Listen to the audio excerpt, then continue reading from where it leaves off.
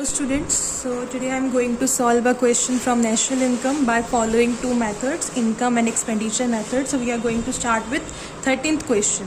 So in the last videos I have discussed the formulas of income, product and expenditure method. So today we are going to use it in the question.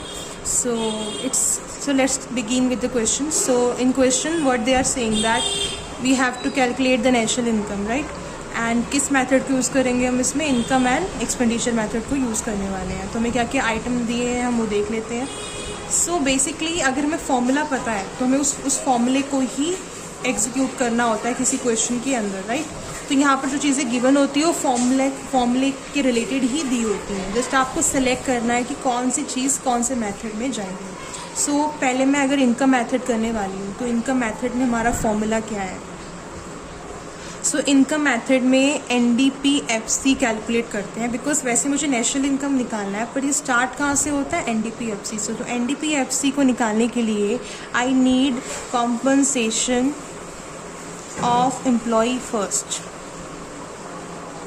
And operating surplus and mixed income also. So अब देखते हैं कि question में हमें क्या क्या दिया हुआ है इन तीनों से related. So in this question compensation is given, तो हम अमाउंट ले लेंगे 1900. Operating surplus you can see rent and interest is also given, but rent and interest जो है वो ऑपरेटिंग सरप्लस के पार्ट्स हैं. अगर हमें ऑपरेटिंग सरप्लस मतलब जो मेन हेडिंग है वो गिवन है तो हम उसके पार्ट्स को नहीं लेंगे. So we will take the amount of operating surplus 720. Now we'll check कि mixed income given है कि नहीं. So you can see there is no mixed income, so we will not take any amount for mixed income. So I have written here 0. So अब इसको add कर लेते हैं तो we'll get the amount 2620. Okay. So next step is NNPFC निकालना है हमें. What is NNPFC? It is your national income, जो हमें क्वेश्चन में फाइंड आउट करना है. तो we have already calculated the amount for NDPFC. उसमें हम क्या ऐड करेंगे कि हमें NNPFC मिलेगा. Just you have to convert domestic into national. तो मैंने इसमें ऐड करना है net factor income from abroad. So NDPFC is 2620 and just you have to add net factor income from abroad. So let's check the amount of NFIA. So you can see your NFIA is -20. So मैं इसमें लिख देती हूँ -20. So your answer is 2600, which is your national income. So let's see the unit. The unit is in crore. I'll write 2600 crore. Is it clear to you? So we have calculated the amount of national income by using income method. Okay, so अब हम करने वाले हैं expenditure method. So in expenditure method start कहाँ से होता है, GDP MP से. अब देखते हैं क्या क्या हमें given है for in expenditure method. So we have given private final consumption expenditure, net capital formation and changing stock is also given. Net export is given, government final consumption expenditure is given and that's it. So first मैं formula लिख देती हूँ ताकि आपको clarity रहे कि हमें क्या क्या चीज़ें लेनी होती है. तो first we will take private final consumption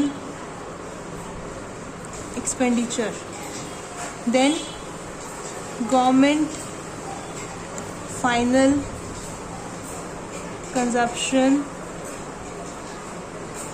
expenditure, then we will take net exports and gross domestic capital formation. तो ये लेते हैं. तो प्राइवेट फाइनल कंजप्शन एक्सपेंडिचर हमें दिया हुआ है 2000. So I will take that amount 2000. Government final is also given 600. So I'll take that amount 600. Then we need net export amount. Net export is 20. And the last thing we will take is gross domestic capital formation. Let's see ये given है कि नहीं. So in this question you can see net capital formation is given, but we for GDP MP we need gross domestic capital formation which is not given. पर हम इसको लेंगे 400 को. But net capital formation अगर दिया हुआ है ना तो you have to convert it into gross domestic capital formation. So we will add depreciation into it. तो हम इसमें डेप्रिसिएशन ऐड करेंगे. डेप्रिसिएशन कितनी दी हुई है हमें? Consumption of fix capital is your depreciation only. So it is 100. सो ये याद रखना, इन केस क्वेश्चन में अगर हमें नेट कैपिटल फॉर्मेशन दिया है तो उसको ग्रॉस बनाने के लिए आपको डेप्रिसिएशन ऐड करना पड़ेगा. ओके, सो टोटल कर लेते हैं 2600.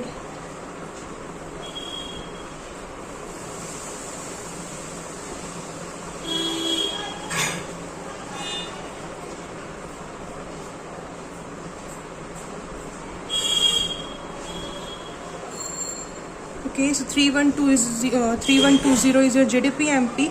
अब मैं क्या करूँगी, इससे कैलकुलेट करूँगी NDP MP. So what I will do is GDP MP में से माइनस कर देंगे depreciation. GDP MP is 3120, depreciation is your 100. So I will get 3020 as my NDP MP. अब एनडीपी एमपी से हमें करना है एनडीपी एफसी. सो 3020 में हम माइनस करेंगे taxes, indirect taxes, and add करेंगे सब्सिडी. सो लेट्स सी कि टैक्सेस कितने दिए हुए हैं क्वेश्चन में. हमें नेट इनडायरेक्ट टैक्स दिया है तो हम डायरेक्ट ये ले सकते हैं 400.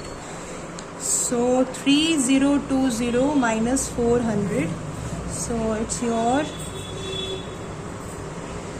2620. Okay, so last step is your NDPFC से कन्वर्ट करना है हमें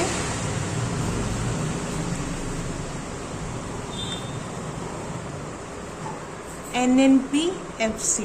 ओके, सो एनएनपीएफसी करने के लिए मैं क्या करूँगी, एनडीपीएफसी में ऐड कर दूंगी NFIA. What is your NFIA? It is your net factor income from abroad. 2620, and NFIA we have already taken it in the last method, so it was minus 20, right? So again we will write that amount 2600. so ये answer तुम्हारा match कर लो, दोनों method same आना चाहिए. National income is your 2600 crore.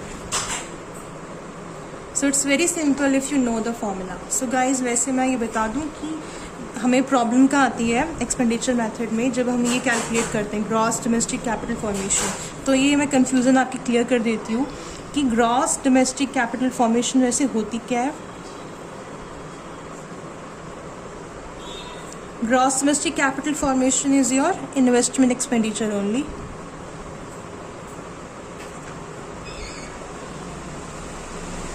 अब investment करता कौन है? प्रोड्यूसर करता है. प्रोड्यूसर दो चीज़ों में कर सकता है इन्वेस्टमेंट. एक तो वो कर सकता है इन्वेंट्री में, एक प्रोड्यूसर कर सकता है फिक्स एसेट्स में, right?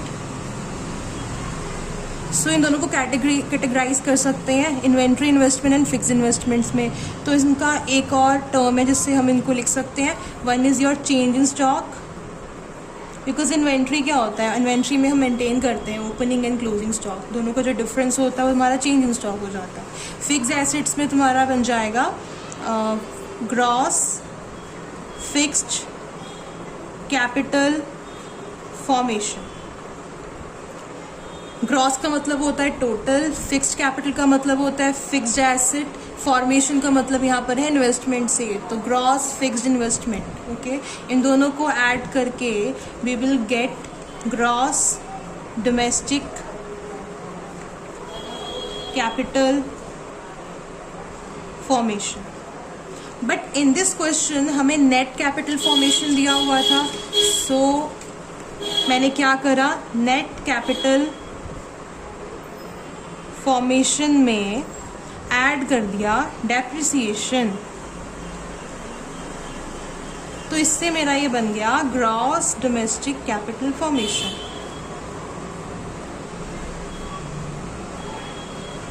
So you can write this formula is very useful, क्योंकि किसी किसी क्वेश्चन में तुम्हें डेप्रिसिएशन मिसिंग होता है, तो डेप्रिसिएशन जब मिसिंग होता है तो हम इन दोनों का डिफरेंस निकाल लेते हैं, net capital and gross domestic का, तो हम डेप्रिसिएशन कैलकुलेट कर सकते हैं। पर इस क्वेश्चन में तुम्हें नेट दिया था तो और डेप्रिसिएशन दिया था तो हमने ग्रॉस निकाल दिया। You can use this formula, it's very useful. I hope you are clear with this concept of expenditure method and income method, and आप और भी प्रैक्टिस करोगे तो आप इसमें और भी फाइनल बन जाओगे। So in case you have any doubt, you can email me on my email ID, any question if you want to ask, or you can comment also if you are not clear with any point we have discussed in this video. So I hope you like this video. Thank you so much. Please subscribe, like and comment on my video.